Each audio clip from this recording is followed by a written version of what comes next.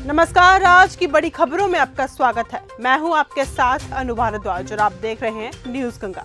आज की बुलेटिन में बात करेंगे रोहिणी घावरी ने पीएम मोदी को लिखी चिट्ठी। बताएंगे आपको सोने के दाम में आज फिर आई गिरावट। दिखाएंगे आपको आगरा एयरपोर्ट को मिली बम की धमकी। बुलेटिन के आखिरी में देखेंगे टैरिफ की डेडलाइन नहीं बढ़ाएंगे ट्रंप। लेकिन दिन भर की तमाम खबरों से पहले एक नजर सुर्खियों पर।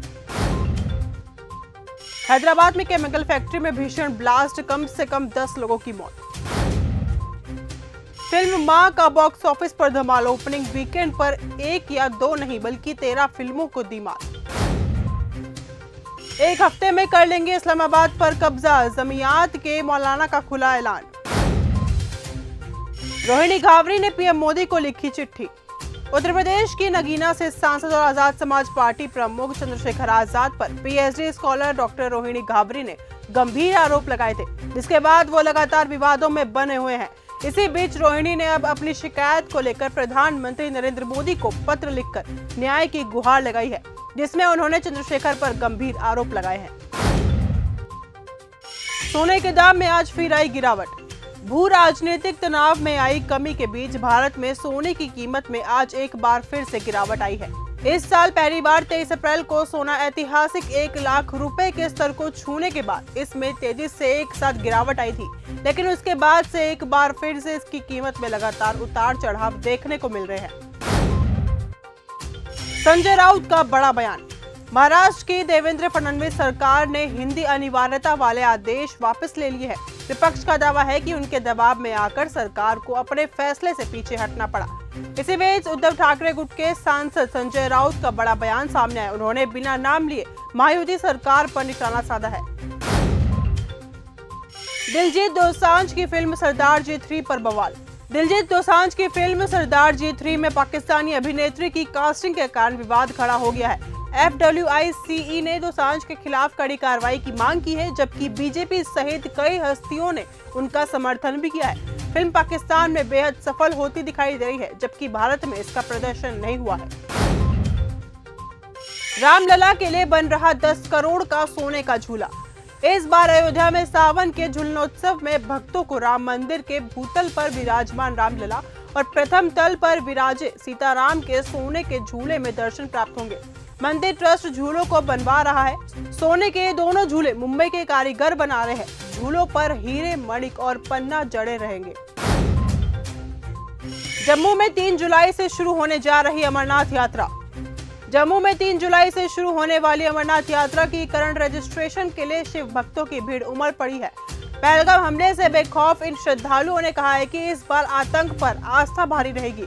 श्री अमरनाथ जी की यात्रा के लिए ऑनलाइन रजिस्ट्रेशन में बेशक गिरावट देखी गई थी, लेकिन इस यात्रा के लिए सोमवार से शुरू हुई करंट रजिस्ट्रेशन करवाने के लिए देश भर से शिव भक्त आ जुड़े हैं। KGMU के VC आवास में चोरी हो गया चंदन का पेड़। उत्तर प्रदेश के लखनऊ के किंग जॉर्ज मेडिकल यूनिवर्सिटी के VC आवास में चोर एक चंदन का पेड़ चोरी करके ले गए। VC आवास पर टाइट सिक्योरिटी रहती है, इसके बावजूद चोर VC आवास के लॉन से पेड़ काट कर ले गए। किसी को पता भी नहीं चला। अब इस मामले की जानकारी पुलिस को दे दी गई है और पुलिस चोर की तलाश में जुट चुकी है।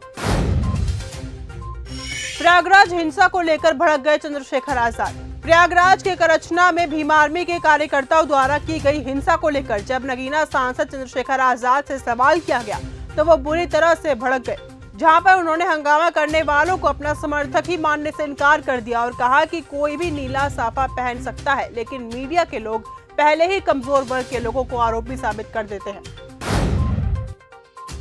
अखिलेश यादव का धीरेन्द्र शास्त्री पर बड़ा आरोप। यूपी के इटावा में 2 कथावाचकों के साथ हुई बदसलूकी मामले पर सियासत थमने का नाम नहीं ले रही है। इसी बीच अब समाजवादी पार्टी के अध्यक्ष अखिलेश यादव ने बागेश्वर धाम के पंडित धीरेन्द्र कृष्ण शास्त्री पर तीखा हमला बोला है। उन्होंने कथावाचक धीरेन्द्र शास्त्री का जिक्र करते हुए उन पर अंडर टेबल पैसे लेने का आरोप लगाया। आगरा एयरपोर्ट को मिली बम की धमकी। उत्तर प्रदेश स्थित आगरा में एयरपोर्ट को धमकी भरा मेल आया है। मेल में रोडकिल और केवाईओ ने आतंकी हमले होने की जिम्मेदारी ली। एयरपोर्ट की मुख्य सुरक्षा अधिकारी सुकृति निगम ने थाना शाहगंज में तहरीर दी है। आगरा थाना शाहगंज पुलिस ने मुकदमा दर्ज किया है। मामले की जांच पड़ताल शुरू हो चुकी है। हेरा फेरी 3 में परेश रावल की वापसी। हेरा फेरी 3 एक बार फिर से चर्चा में आ गई है। दरअसल कुछ समय पहले ये खबर आई थी कि फिल्म में परेश रावल नजर नहीं आने वाले। परेश रावल ने फिल्म छोड़ दी थी, लेकिन अब हेरा फेरी 3 के फैंस के लिए गुड न्यूज आ गई है। परेश रावल ने फिल्म हेरा फेरी 3 में वापसी कर ली है और उन्होंने इसकी पुष्टि खुद की है। किडनैपिंग मामले में फंसी पूजा बनर्जी।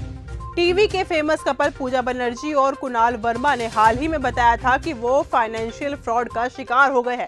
वहीं इसके कुछ दिनों बाद ही बंगाली फिल्म निर्माता श्याम सुंदर ने अब उन पर गोवा में उनका अपहरण करने, शारीरिक उत्पीड़न करने और पैसा ऐंठने का आरोप लगाया है। श्याम की पत्नी मलबिका डे ने दोनों के खिलाफ एफआईआर दर्ज कराई है। ऐसे में पूजा बनर्जी और उनके पति गिरफ्तार हो सकते हैं। टैरिफ की डेडलाइन नहीं बढ़ाएंगे ट्रंप। डोनाल्ड ट्रंप ने शुक्रवार को द व्हाइट हाउस में आयोजित एक समाचार सम्मेलन में समय सीमा को कमतर आंकते हुए कहा कि हर देश के साथ अलग अलग समझौता करना कितना मुश्किल होगा। प्रशासन ने 90 दिनों में 90 व्यापार समझौते करने का लक्ष्य रखा था। भ्रष्टाचार मामले में नेतन्याहू को राहत। इजराइल के प्रधानमंत्री बेंजामिन नेतन्याहू को बड़ी राहत मिली है। भ्रष्टाचार का एक मामले में अमेरिकी राष्ट्रपति ट्रंप की टिप्पणी के बाद इजराइल की अदालत ने प्रधानमंत्री नेतन्याहू के खिलाफ सुनवाई को स्थगित कर दिया है। अमेरिकी राष्ट्रपति ट्रंप ने सोशल मीडिया के जरिए इसकी पुष्टि की है। जेलेंस्की के प्रतिशोध से कांपा रूस। यूक्रेन ने रूस के हमलों का जवाब देते हुए करीब 100 ड्रोनों से रूस के कई एयरबेस और शहरों पर हमला किया है।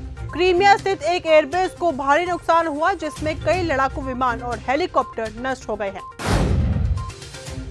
तो फिलहाल आज के इस बुलेटिन में सिर्फ इतना ही। देश और दुनिया की तमाम खबरों के साथ ऐसे ही जुड़े रहने के लिए देखते रहिए न्यूज़ गंगा। धन्यवाद।